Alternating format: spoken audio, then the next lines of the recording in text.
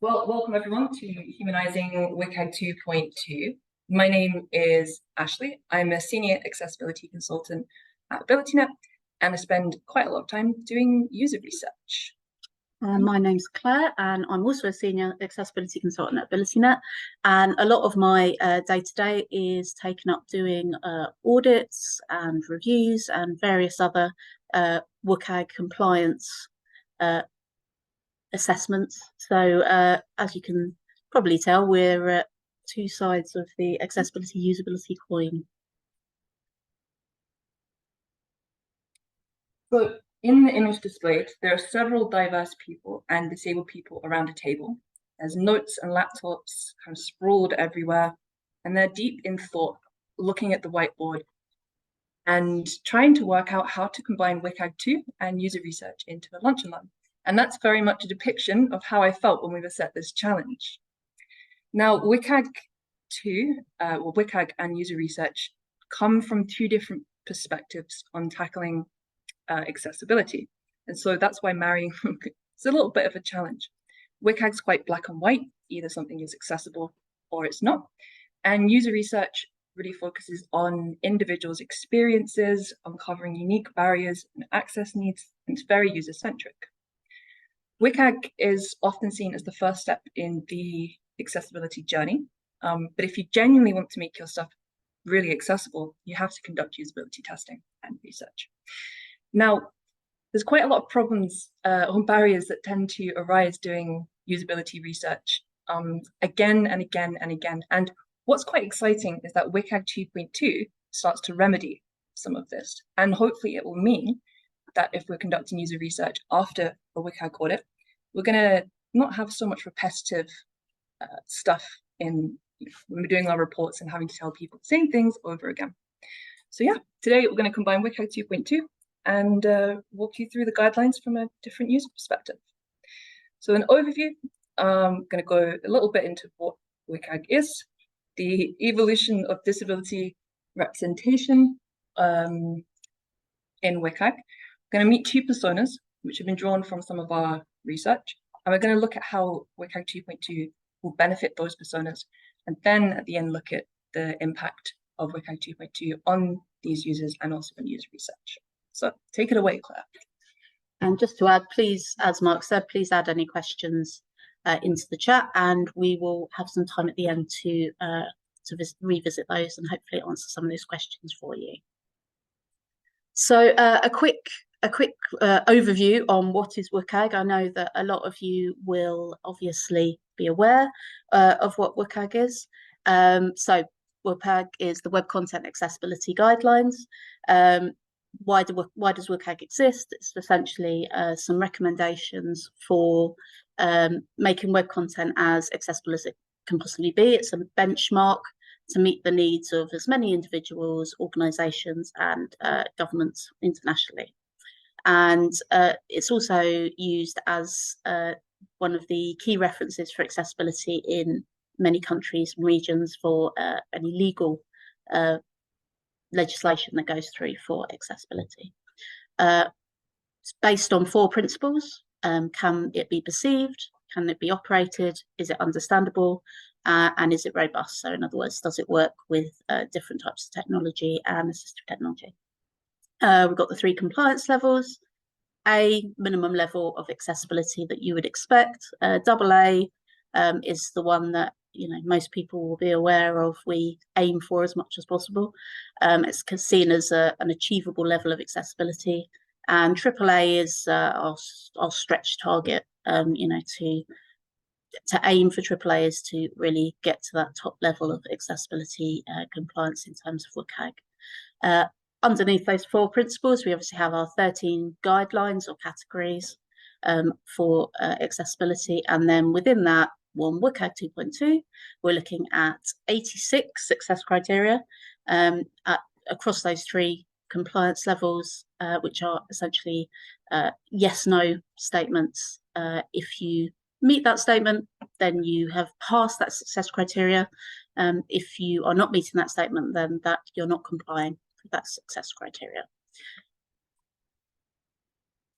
A quick look at the kind of evolution of representation of the disabilities and individuals in WCAG over the years. WCAG 1 was released in 1999 and very much probably focused on accessibility for kind of physical, quote, disabilities, vision, hearing, mobility, etc. And there was mostly based on HTML and some considerations for assistive technologies, but probably not all of the many assistive technologies that we see today.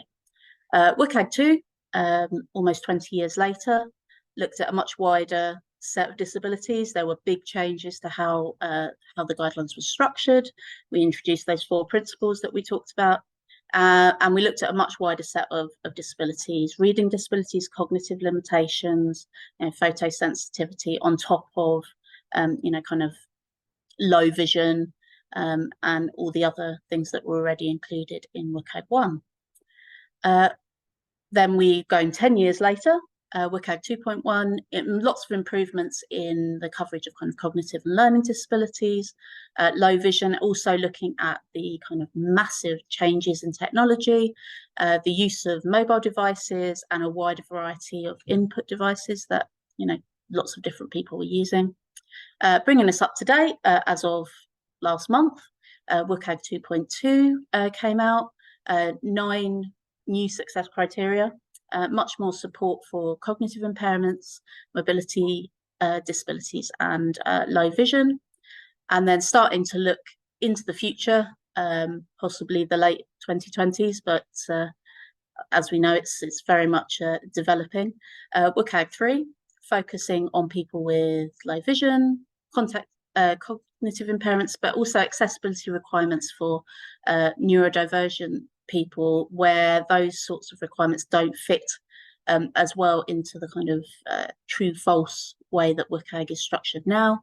The way that WCAG 3 will be structured from what we've seen so far will be very much much more different in terms of looking at accessibility outside of that more narrow true-false structure, and also incorporating flexibility much more in the kind of current and emerging technology.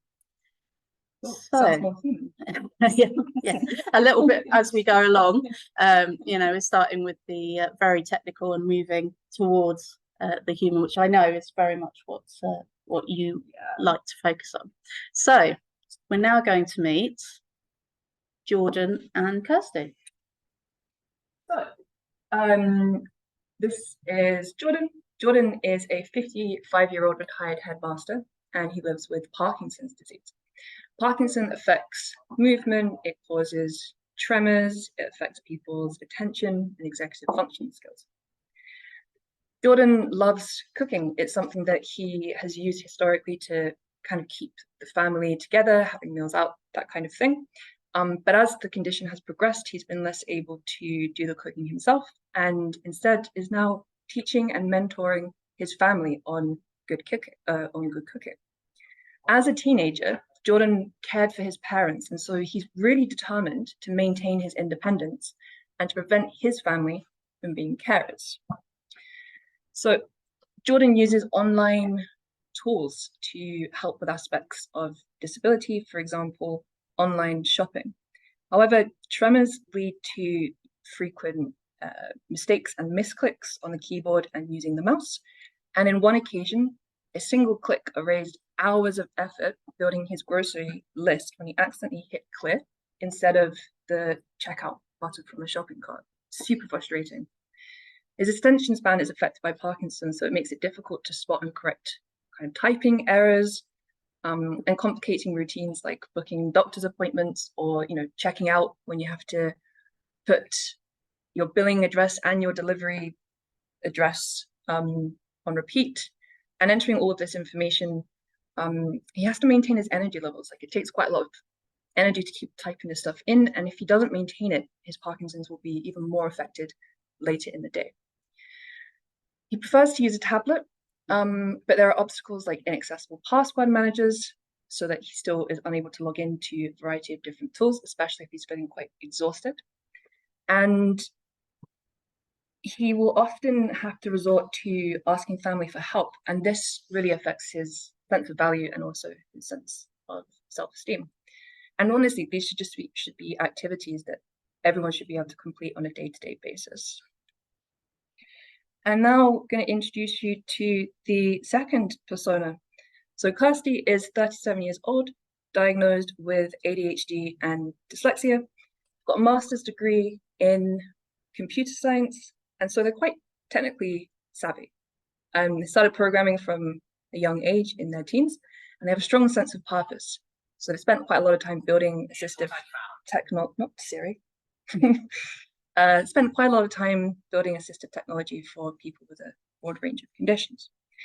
However, parts of technology can still result in causing emotional dysregulation. So if things are frustrating, it can cause the person to be emotionally dysregulated, and this affects their executive functioning. Things like their memory, attention, concentration, and that kind of thing. So misclicks on buttons can also end up being more likely to occur the more dysregulated someone is. Completing authentication, especially when it takes like a lot of thinking power, which the person may not have if they're feeling dysregulated, means they won't be able to access stuff at various points throughout the day.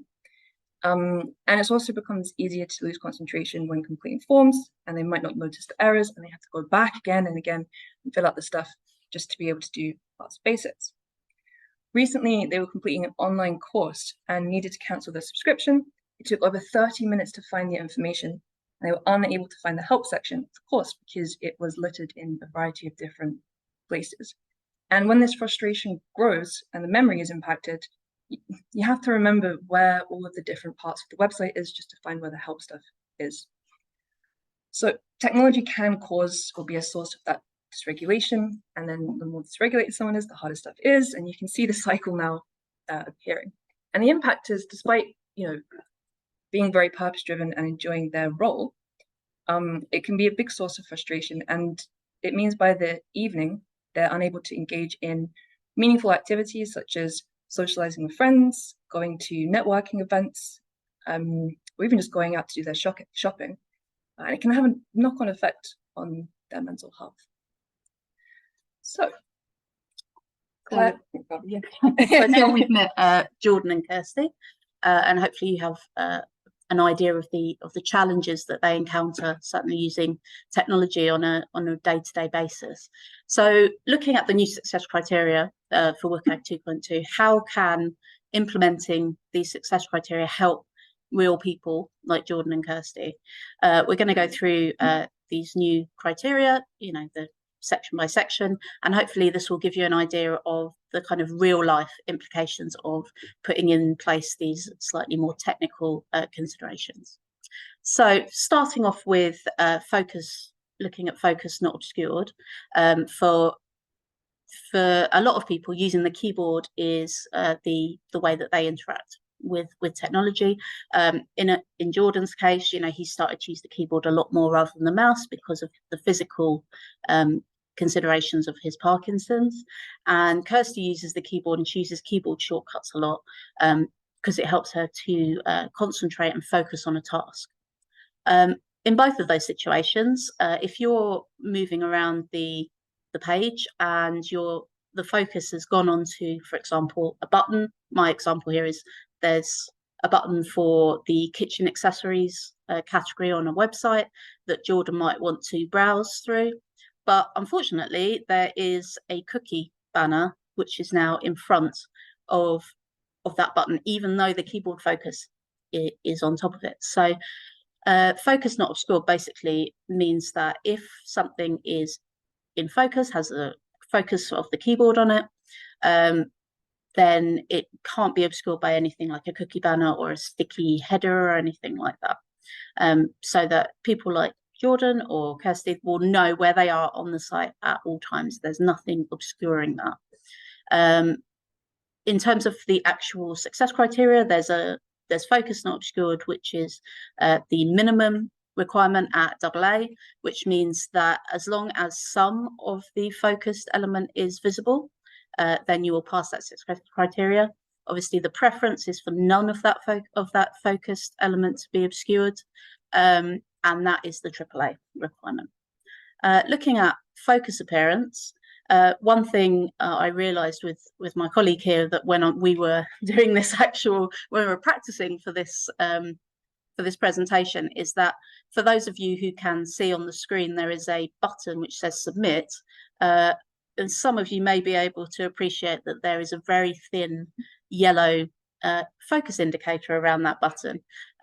Until we'd done this, practiced this a few times, my colleague here hadn't actually realised that was there because it was so thin and non-existent.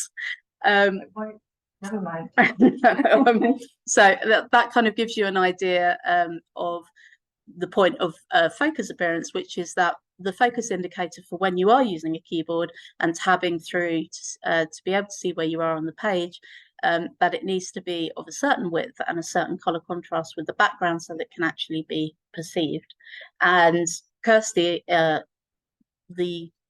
the point of this with Kirsty, for example, is that she has quite a short attention span. It makes it difficult for her to spot the indicator, even when it's quite big and has a good color contrast. So when you are looking at this example, where it is a yellow focus indicator on a white background, it's almost impossible to see, even for somebody who might not have any visual impairment. So that's another thing to think about. That is actually coming at a AAA level. So it's something that even though it's at that level, you definitely want to be thinking about when you're looking at your websites. Even looking at that makes me angry. Yeah. So moving on to dragging movements, which is fairly straightforward in terms of being able to move things from one place to another. The kind of automatic thing that you would think about would be a drag and drop, in terms of using your mouse to click on the item and, for example, put it in a shopping basket by dragging it to the shopping basket icon. For many reasons, that would be difficult for a lot of people. For example, as we've mentioned, Jordan has very strong physical symptoms because of his Parkinson's, in terms of tremors, and also in terms of when he has to use his physical, when he has to use his hands a lot, that can be very painful. So having to have the accuracy to click on something, drag it, and then let go is quite a challenge for him. So dragging movements basically means that, as well, you don't have to not have the drag and drop functionality, but you also have to have something which is a single pointer, which could just be a button that moves it into your shopping basket. So you just click on that, or tap on it, or use your keyboard, for example, to move it across rather than drag and drop. Target size, this is actually one of my favorites, in terms of we've all been there, where you are trying to, particularly on a small device, tap on something with your finger, maybe a button or a link, and you can't quite get there and you keep just missing it. What the way that target size works is that it requires that your target, a button, a link, etc., be a minimum size, or have a minimum amount of spacing around it, so that it, if you're aiming for that target, you don't accidentally hit another target. For this, target size minimum is actually 24 by 24 CSS pixels. We were discussing this earlier and saying that actually we would very much recommend that you go for the enhanced version of this, which is a larger target. 24 by 24 pixels is actually quite small if you're looking at it. And as we've mentioned, Jordan uses a tablet. Being able to actually hit one button without accidentally hitting another. I think we heard about it in, when when we were being told about him, and that, you know, he's hit the clear button by accident, which basically means that he's had to go back and do his entire shop again, which would be frustrating for anybody, but particularly for somebody where, you know, there's a lot of energy mentally and physically in having to redo that task. And with Kirsty, you know, when she's dysregulated, it takes quite a lot of energy and time to mentally figure out the location of the item, but, you know, she might not be off slightly, which means that she'll miss it, and this will, you know, lead to a lot of misclicks, trying to click something and it not being where you think it is, which means that you very easily accidentally hit another target if it's too close. Good guideline. I mean, even if you've got big fingers like me. Or my husband. My husband's going to love this target size one. Moving on. We're going to move on now to two input assistance criteria, which are very much focused on helping making things a lot easier for people with, for example, cognitive impairments, or who need assistance in terms of you know, learning disabilities or going through particular forms or processes. So redundant entry, again, I think this is one that really helps a lot of people, but particularly for people who have, you know, you have any challenges with entering things into a computer, and, you know, having to do it twice. So redundant entry basically means that if you're going through a process like I've put on here, ordering a new air fryer, Jordan's clearly up with you know, the technology in terms of preparing food, having to put his name and address on the shipping screen, and then he goes on to the billing screen and he has to put it in again. If you're providing something once within a process, redundant entry means that it needs to be available for you to reselect further down the process. In this case, on the slide, I've put an example where there is a checkbox for the billing address, which basically just says, use my shipping address. And even as somebody who doesn't have Parkinson's or other challenges like that, I love that sort of button, because it, you know, it just makes life a lot simpler and not having to redo all of that again. Or not realise that your items have been sent to like Japan. Well, I've had them sent to Japan. I've had them sent to my parents before, but never Japan. So, and then the second of these is accessible authentication. Again, this is one where there is a minimum entry at AA level, and then an enhanced at AAA level, which is a bit more difficult to achieve. So accessible authentication means that if you are doing an authorization process or a login or anything like that, you don't need to complete what we call a cognitive function test to complete that process. So you don't need to remember a password, you don't need to solve a puzzle, you know, you don't need to transcribe anything. And hopefully the kind of benefits of not having to do any of those things are quite obvious, particularly for, you know, for somebody who has a memory impairment.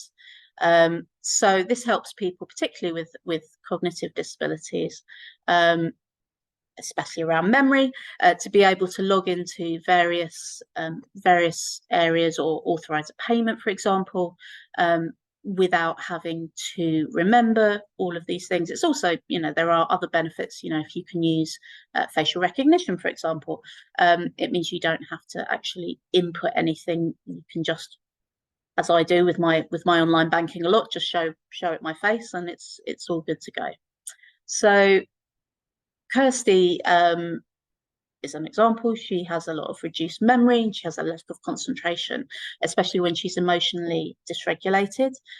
So for this, she uses something that I'm sure a lot of us use, a third-party password manager, which essentially sees which site she's on and goes, okay, I know I've got the information for that. This is the username, this is the password, and automatically puts it into those fields. There are quite a lot of organisations, some banks, for example, as I say, this is the example I've put on here, kind of getting into your online banking, where they actually block those password managers for people who use those password managers to help them kind of get through all the different types of security that are on, seems to be every site nowadays. It really helps with that to allow those sorts of password managers, but also to not block things like copying and pasting. Somebody might want to copy and paste their password in, and again, this is something that can be very frustrating if you're not allowed to actually do that. It's quite a complex success criteria, and I wouldn't like to leave you with the impression that that's all there is to it. I would definitely recommend reading a little bit more around this one, because it is quite a complex one to look at. Plus, if someone can't log in, like, you've just literally eradicated. You've literally blocked them from a massive part of day-to-day life. So the last success criteria we're going to look at is consistent help. Again, one that I love, because it helps everybody really, but consistent help essentially means that when you are providing some form of help, could be a chatbot, it could be a link to an FAQ, or it could be some contact details for somebody that you can actually, shock horror, call on the phone, then it's basically within a website or within a set of web pages, that help, where it is there, is in the same place relatively on every page. So the example kind of quote that I've put here is, I need help booking my train ticket, which I did need when I was coming to London today, it has to be said. There was a chatbot button in the bottom right on the last page, but it's not there now. I don't know where it is. So one of the things that I'm sure Ashley will come back to is the amount of physical, mental effort it takes when you're actually searching every single page to find that one thing that you knew was in a certain place in the previous page, and you're like, okay, that's the help, great, we'll go on to the next page. I'm fine. Oh no, I need help. Oh, it was there, but it's not there anymore. And again, with Jordan as well, this, and as I say, it's something that affects everybody, not being able to find help when you need it, when you're trying to get through a process, for example, cancelling an online course, is amazingly frustrating. Is particularly as people with, for example, cognitive impairments are more likely to need help. So helping them to know where it is always going to make life a bit easier. For anyone who likes UX or a bit of cognitive science, there's a principle which is to cognitive science. UX, sorry. There's a principle of putting more focus on recognition rather than recall. And so if you got it in the same place, people can recognize and they'll know intuitively where it is. But if they have to recall information, they're depending on memory, and it just takes a lot of effort. And as you say, well, there's a frustration and a value, because you can't cancel your subscriptions when you actually want to. It's a scam. So that's what we want to come up with WCAG 2.2. We're in no way accusing anybody of scamming on this lunch and learn. But we're now going to go back to Ashley. She's going to talk us through the impact that implementing these success criteria can have on Jordan and Kirsty in improving their day-to-day lives. Thanks very much, Claire. So looking at the guidelines which would impact on Jordan, redundant entry means that Jordan doesn't have to spend time re-entering information, and added pain to the Parkinson's and different movements, things like that. Accessible authentication means that he can log onto stuff and he won't be literally unable to access a broad variety of technology and apps. And likewise with focus obscured, he's going to be able to actually use his keyboard. And again, that's going to save quite a bit of energy if he doesn't have to keep trying to find his mouse or just with the navigation on various sites. Dragging movements, it will mean that he might have access to things like Kanban boards, finally. And that might help him, for example, with meal planning and prep and being able to use more of these tools to achieve the things that he wants to.